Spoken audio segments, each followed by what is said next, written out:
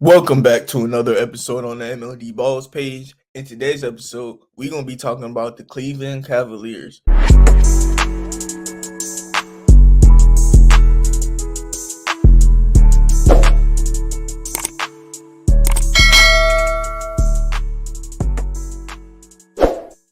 All right, so like I said in today's episode, we're going to be talking about the Cleveland Cavaliers. And to start it off, we're going to talk about newest head coach, Kenny Atkinson. Crazy thing is, Kenny, for the past couple seasons, has been my favorite head coach who's been on the market. Only reason that he's even been on the market is because KD and Kyrie, who we know are coach killers, killed him.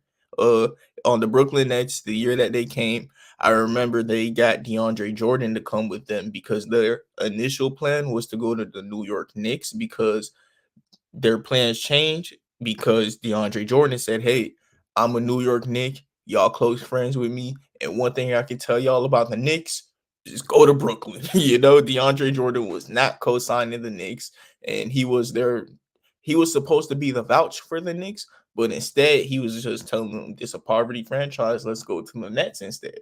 So that's why KD ended up going to the Nets instead of the Knicks. Fun fact, if you didn't know that. And then when they did go to the Nets, they had D'Lo over there and stuff, so they had to let go of D'Lo for KD. And then they had Jared Allen. Though those were the two building blocks that just got that Nets team to the playoffs. And KD was talking about, hey, this looked like a cool team that y'all went to the playoffs with. Nice coaching. First thing he did is the two building blocks that they made the playoffs with D'Lo and Jared Allen. They got up out of there, and with Jared Allen, the reason he left is straight up KD and Kyrie were just telling Kenny Atkinson to start DeAndre Jordan over Jared Allen, and Kenny wasn't going for that. And funny thing is, people don't realize Kenny literally lost his job because he was vouching for Jared Allen, and now Jared Allen has became one of the best defenders in the NBA and an all-star level big. So him going back to a team that has Jared Allen on it, I'm pretty sure that his job in Cleveland is pretty safe. And when you think about it, Jared Allen did play really good last year throughout the regular season. It's just in the last two playoffs is where he's disappointed us. The first playoffs, he himself said, "Hey, life's too bright. Maybe I wasn't prepared yet." And then this playoffs, he wasn't willing to take a shot that would have allowed him to play. I could understand that. And the only reason I'm okay with Jared Allen doing that is because in general, he seems like a very conservative person in life. If this was somebody who usually isn't as conservative as Jared Allen, I'd trip about it too, but I'm pretty sure everyone in the locker room, because if I could tell from the outside looking in that Jared Allen is like pretty conservative, I'm pretty sure, his teammates are just gonna be like, you know what, that is how Jared is. I guess that's the type of person Jared Allen is. But yeah, I'm pretty sure that his job in Cleveland is very safe. And then the guy on your screen, Evan Mobley, he just got a contract extension. And I was thinking like, is he the movable piece? But Evan Mobley, he plays real good on defense last year. Another one who was hurt, him and Darius Garland. They had stagnant seasons from the years prior, but a big reason to that is their injuries. The year before that, Evan Mobley finished second in defensive player in the year race. Like, that is very impressive. One of the most switchable defenders, a great rebounder, great rim protector. Man, he could even guard. Mobley could go out and impress you if you watch him on defense. The things that he does, it's kind of similar to Bam Adebayo. If you are a Heat fan, Evan Mobley does similar things out there. One of the best Swiss Army knives that we got in the league right now, and he's 6'11", so it's just so tough to watch. Like, and the crazy thing is, since his rookie year, he came into the NBA as one of the 15 best defenders. He's obviously better than 15 now, but Evan Mobley's a dog. And the Cleveland Cavaliers, they have a Twin Towers duo that is insane. They have two of the top 10 defensive players in the NBA on one team. Jared Allen is that good on defense, or I can't just say top 10. We're on the MLD Balls page, so we're just gonna speak facts. No matter what, top they have two top 20 defenders. Even if you hate both of these guys on defense for some reason, they're both top 20 defenders in the NBA. And to have that in your front court is very, very vital. And this is kind of the Cleveland Cavaliers' identity, or it is their identity on the defensive end of the ball. At small forward, shout out Heat Nation. They got Max Strus, who's a good 3-and-D guard. I think Max Strus is a shooting guard, in my opinion. I would like him there more, but he could also play small forward. He's chilling over there. But Max Strus, Darius Garland, and Donovan Mitchell. I remember earlier in the year, I made a video about the Cavaliers, and I had a stat that those three guys were responsible for more than half of the 3-pointers made on the Cavaliers. So Max Strus is very vital to this team because of the volume of 3-pointers that he makes, and it's just something that is needed for the Cavaliers. Max Strus has his games, y'all, where he dropped like 6 of them things. Hey, Heat Nation, y'all know y'all remember him against the Bulls. He is the reason we had the chance to make that finals run, because we were about to lose that Bulls game, and then Max Strus just dropped 8 threes, and then we made the NBA finals. Shout out to Strus. Love, love, love, love, Strus. Got your bag, and don't blame you. Donovan Mitchell and Darius Garland, this is the other identity of the team. Max Strus, he's the plug and play guy who's just in between. He plays a little bit of defense and he shoots threes. And then he helps out Mobley and Allen on that side. And then on the offensive side, Max Strus helps out Darius Garland and Donovan Mitchell by being a consistent option at the 3-point line, and he plays defense for them.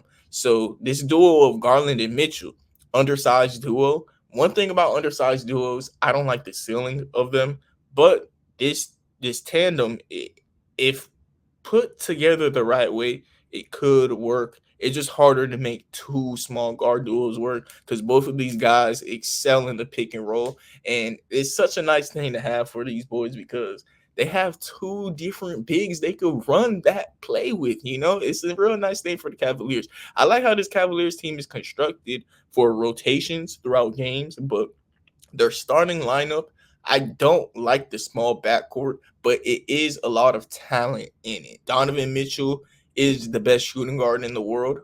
Shout out to Up the Score Show.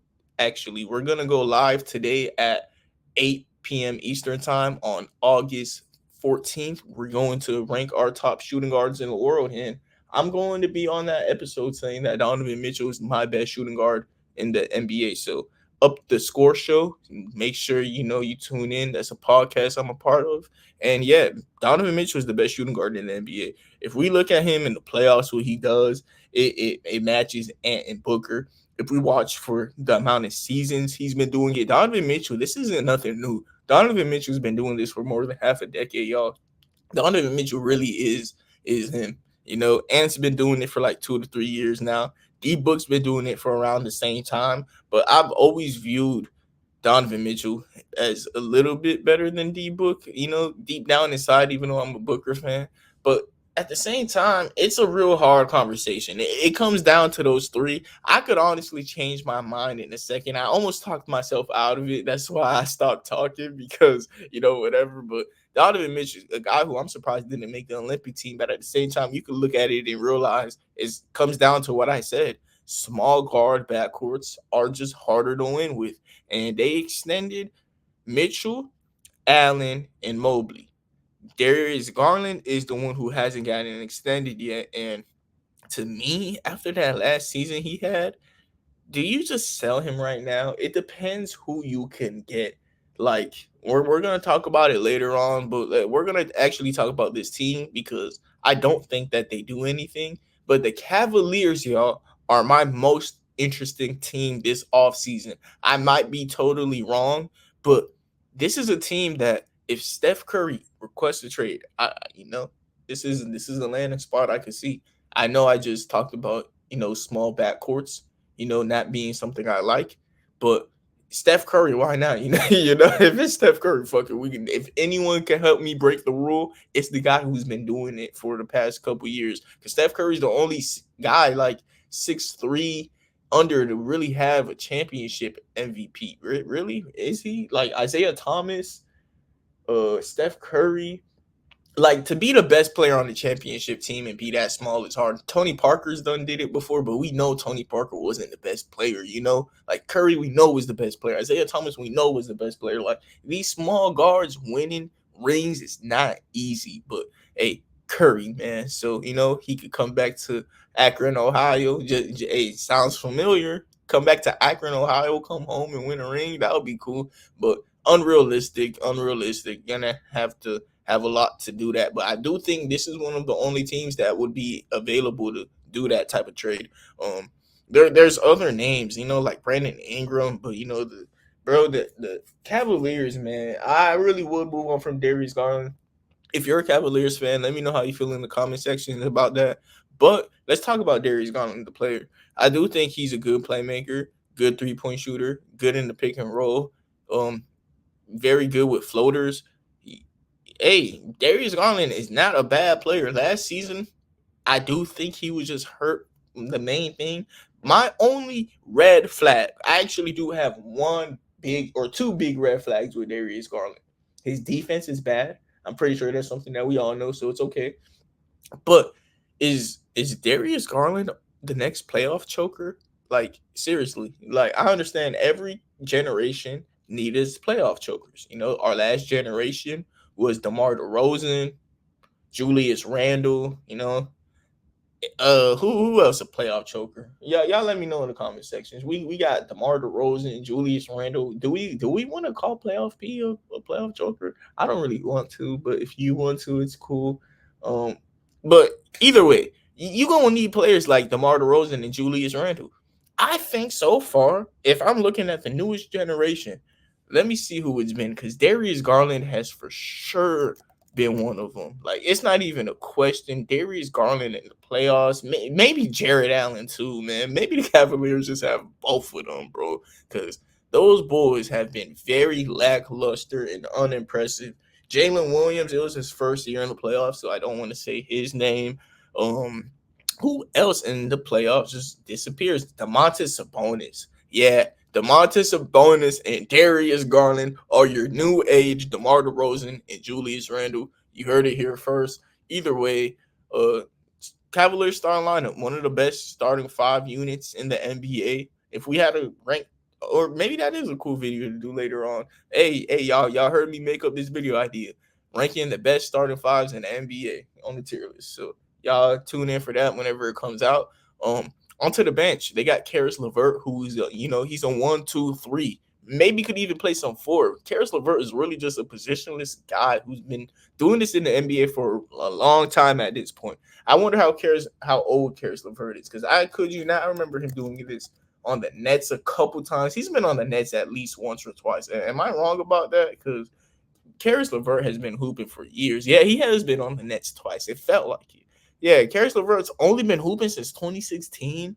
Wow, it feels so much longer, but a nice veteran who could play point for you sometimes. Like I said, could play power forward for you sometimes if you're desperate.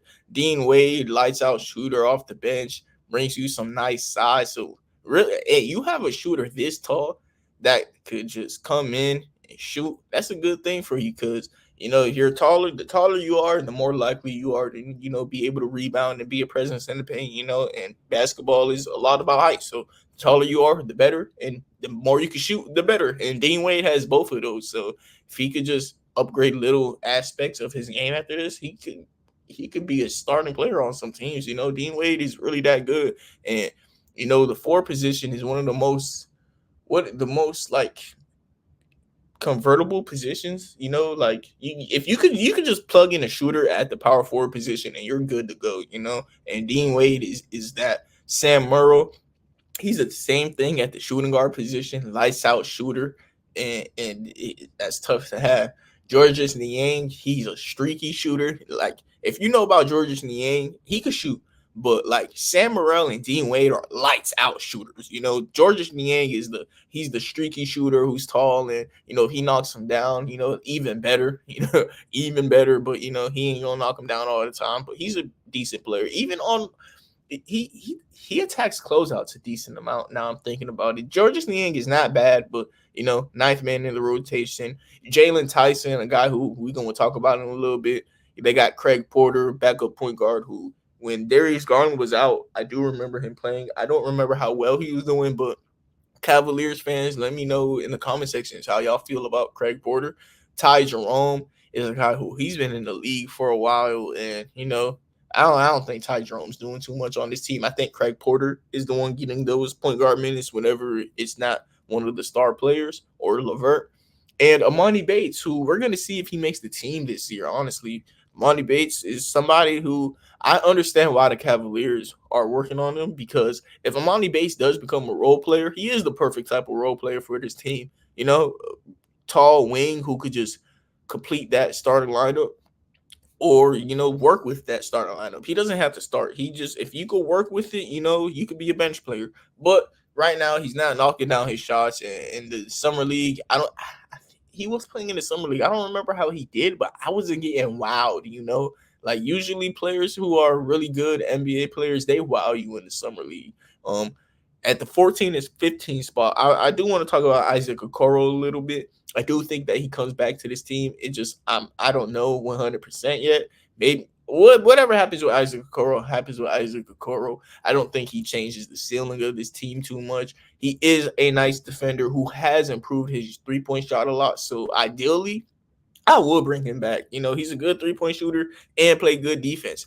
They need to play him at the shooting guard position. That's Isaac Okoro problem. He's a little small forward, but at shooting guard, he is a nice, Matisse Thybulle type, like what everybody wants Matisse Thybulle to be. That's what Isaac Okoro is. Just be happy with what you got and keep it pushing. Be happy with what you got and keep it pushing. To close out games, they gonna have the same lineup. Like their starting lineup is gonna be their closing lineup, which a lot of teams don't have. So that's a good thing. You're gonna have Garland, Mitchell, small backcourt, but a lot of offense. And then Mobley and Allen, a big front court with a lot of defense. So they complement each other. And then you have Max Strus in between, just shooting the ball, playing defense. And that's Cavaliers basketball. Gonna be a lot of pick and rolls, a lot of pick and rolls, literally a lot of pick and rolls, lobs, and defense being played in the paint, with Mobley being your switchable army knife. Like Allen is gonna guard the paint, while Mobley, if Allen for some reason isn't in the paint, he's gonna prioritize going to the paint. Like they always gonna have two bigs to control the middle, and they're gonna have some good screens being set for them.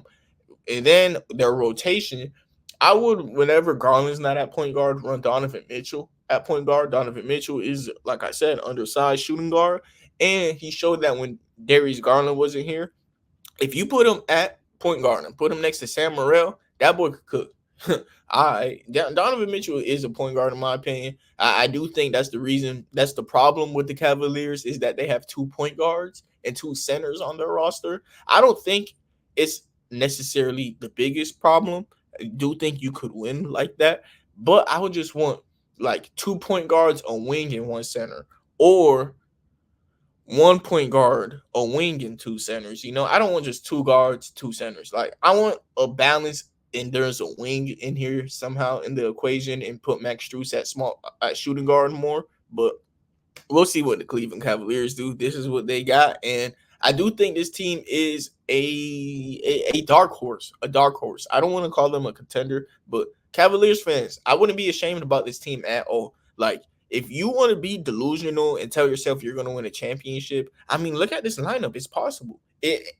Cavaliers are a team where it's possible for them to win a ring. I'm doing these, and I'm doing these for all NBA teams. So if you're a Cavaliers fan and you're listening to this, I'm doing this for all the NBA teams. Cavaliers are one of the first teams I said that about so far. They have a chance of winning a championship. They do have 4 players who are at the level of where I think they have 3 all-star level players, and Darius Garland could play like that. Darius Garland is on that tier of really, really, really, really, really good though. So like he's the closest thing to an all-star. So he could progress to that this season. Honestly, maybe just with him being healthier and not having a broken jaw, he can just be an all-star. Just that simple. But hey, there's a lot of all-stars in the NBA. So Darius Garland's on the borderline of it.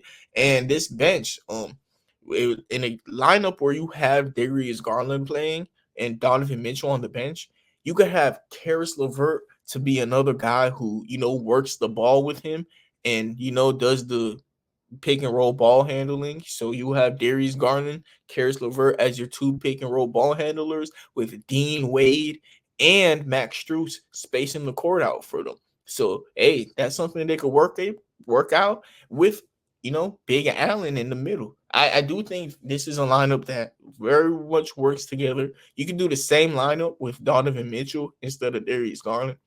You have two shooters, you have Jared Allen, and you have two play initiators. That's a real balanced offense. And that's why I said this Cavaliers team does have a window to where they could be a championship team because guess what?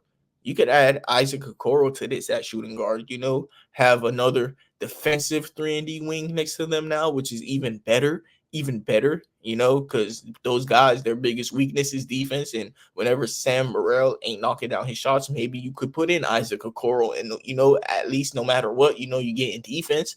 And then the other lineup where you have Donovan Mitchell, Sam Morrell, Jalen Tyson, Georges Niang, and Evan Mobley, you're gonna have Jalen Tyson and Donovan Mitchell as your two play initiators. And y'all, we're gonna talk about Jalen Tyson in a little bit, or let's just get it off right now. Jalen Tyson is one of your, point forwards in the NBA, kind of like Evan Turner, who he reminded me a lot. He's a playmaking guy who he moves off the balls and he could shoot the ball really, really, really well. Contested from NBA range, midi. He's a nice jump shooter all around, and he could ball handle. He is a good downhill creator, and he's really good at, driving kicks, bounce passes. Jalen Tyson is an advanced level passer at the wing position, and he can shoot the ball. That is the perfect thing for the Cavaliers. You have a legitimate playmaker and a guy who could shoot the ball at 6'6". And the thing about Jalen Tyson, with all of these videos, I'm going with the shortest height that they're listed at, just out of, only thing that could happen if with me listing him at 6'6" is that he becomes 6'7" when we really find out. And he's even better. The bigger you are, the better in the NBA. So right now, I think at the size of 6'6", he could play all the wing positions and he could play make, great glue guy, great jump shot, and he could play defense pretty well too. I didn't want to make defense a strength, but defense is not a weakness. I could for sure say that defense, he's pretty good at defense. And I do think that's what's going to let him play NBA games because he's not a bad defender at all. He reminds me of a Jimmy Butler, Jalen Williams, Karis LeVert. Like how I said, he's a big wing who could play make, he could shoot. And the thing about him and Karis LeVert, he is Karis LeVert with IQ. That is something that I'm mad I didn't put as a green flag for Jalen Tyson. He is very smart. His IQ is off the charts. He sees things before it happens. And Karis LeVert, he's more reactive to me, if you know what I mean. And yeah, Jalen Tyson, a dog going downhill. He creates so much separation. He uses his dribbles with purpose. Like I said, really good IQ, good at going downhill. And some players don't understand how important this is, but moving off the ball, cutting for your players. Jalen Tyson does all of that. And when Donovan Mitchell or Darius Garland are cooking with the ball, instead of standing still, he's gonna move around on the 3-point line. He's gonna provide space by moving off the ball, which is something that a lot of players aren't willing to do. And it's a green flag when you see Jalen Tyson is willing to be a role player in college, and at times where they needed him, hey, give me the ball and he cooks. So Jalen Tyson is a really good player who I didn't know about at all until I deep dive the Cavaliers, because before I, do these deep dives, all of the first or, second round picks that I know, I want to talk about them with these graphics. But I didn't know anything about Jalen Tyson. He was the first player that got drafted live, and I was like, who's that? And going in and learning about him today was real fun, and I see exactly why the Cavaliers went and got him. He reminds me of Evan Turner with how he goes downhill and passes the ball and is a solid defender. He reminds me of Jimmy Butler because of the same things, but he's a better defender than Evan Turner. He's not as bad on, or Evan Turner, I don't really remember how he was on defense that much, but he's a good defender. It reminds me of Denzel Valentine a little bit because, like I said, he's one of these 1, 2, 3s, 4s. He's a playmaking wing who creates a lot of turnovers. I'm not gonna lie. There are times where like he just before he even goes in for the play. Like I said, he's very smart. So sometimes he outsmarts himself because he be having things predetermined. Like I said, Karis LeVert is like reactive. As soon as he sees something, he just, he does it. But Jalen Tyson, he tries to like do things before it happens sometimes. And there are times where he just makes the wrong pass because he predetermined it and he will have a wide open layup. I almost put Ben Simmons as a player comp because I saw him pass up on like two layups and threw a turnover. But Karis LeVert is a better one in my opinion. Especially he got drafted to the Cavaliers, so really a nice way for Cavaliers to have an idea of who they getting. But yeah, that will be it for me. If you enjoy what I had to talk about with the Cleveland Cavaliers, listen to what I had to say about some of these other teams. I'm at 178 subscribers. So if you could like, comment, and subscribe, that would be very much appreciated, very much needed. And yeah, leave a comment in the comment section if you enjoyed and what team you want to see me do next if you haven't seen me do it, your team already. And like I said, 178 subscribers. So every like, comment, everything matters, a little bit more for me. So I'm done begging on the internet. Everybody have a nice day and God bless.